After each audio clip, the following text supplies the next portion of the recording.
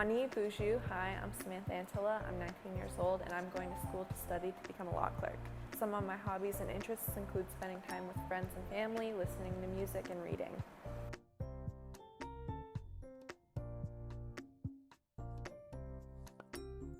One of my biggest influences on my decision to attend post-secondary was my mom. My mom always told me she had big hopes for me, hopes of a big, bright future. My mom always reminded me to stay in school. That was one of her biggest wishes, was that I would finish out high school.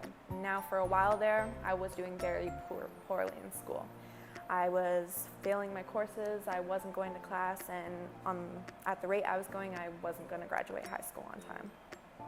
It was around this time in my life when everybody else was graduating and heading off to post-secondary and talking about their plans and goals for the future that I realized that I wanted that for myself too. And not just for myself, but for my mom also. I wanted to make her proud and prove to her that I was capable of big, great things.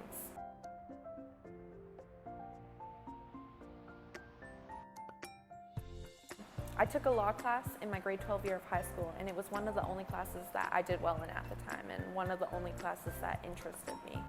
It was in this class that I discovered my passion for learning about the law. The law is the foundation of our society. It protects our general safety and our rights as citizens. I specifically chose to study law clerking because it's a great starting point program.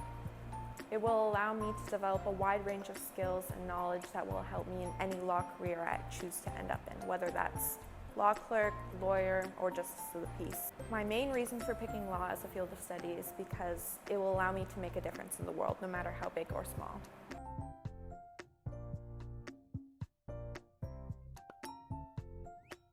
My greatest challenge in high school was, I have to say, dealing with my anxiety. At one point, it became so unmanageable that even the thought of walking down a crowded hallway would put me into a bit of a spiral. It had gotten so bad that I wasn't even going to school anymore. I had felt that it would be easier to quit than having to deal with the panic I felt going to school. I overcame this challenge by having an amazing support system around me, people who wouldn't let me give up on myself and my future. Here I must specifically mention Brianna Cassidy. Brianna Cassidy is the Indigenous support worker at Great Lakes Secondary School, who without I probably never would have graduated. She was an advocate for me from when I needed one, a shoulder to cry on, someone to talk to when I needed to, and she was actually the one who signed me up for the Lambton College School Within a College program, SWAC for short. It was in this program where I was able to later finish off my remaining high school credits and graduate.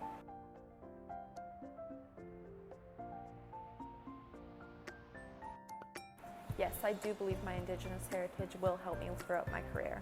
As an Indigenous woman, I have a perspective of the law that many others don't have. I plan to use my personal experience and knowledge to guide me throughout my career.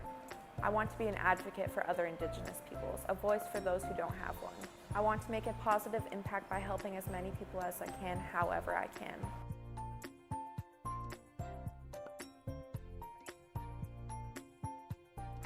Although she was never my official mentor, I like to consider my SWAC teacher, Janice Ranich, as my mentor.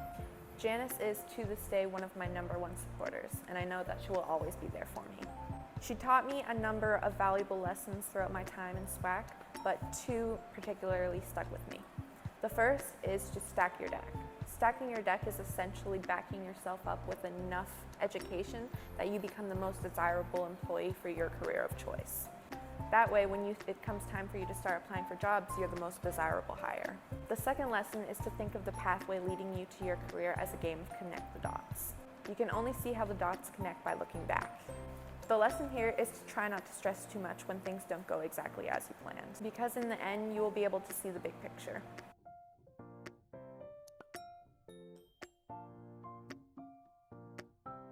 One piece of advice I have for Aamjiwnaang youth is to reach out and utilize the supports and resources they offer at your high school.